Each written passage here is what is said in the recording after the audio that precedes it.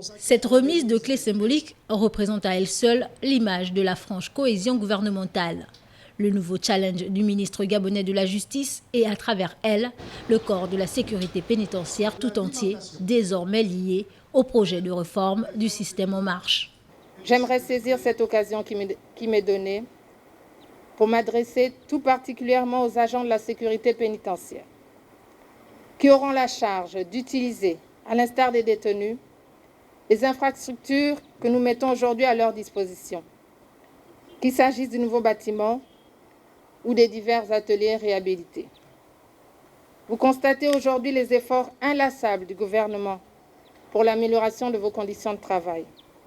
Ces efforts, sans cesse renouvelés, ne sont certes pas à leur terme, mais requièrent de vous une abnégation de tous les instants.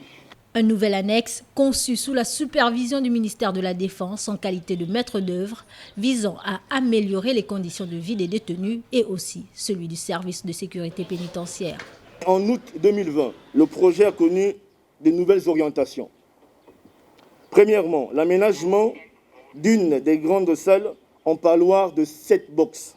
Ensuite, l'aménagement de 2 voies d'accès, une qui concerne l'annexe.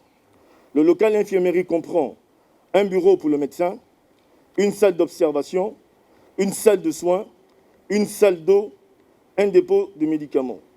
Très attendu, l'extension de la prison centrale de Libreville est l'une des alternatives du gouvernement dont l'objectif ultime est d'assurer aux détenus de meilleures conditions de détention. Ce qui devrait renvoyer aux organismes nationaux et internationaux le signal fort du respect des engagements du Gabon en matière de droits de l'homme.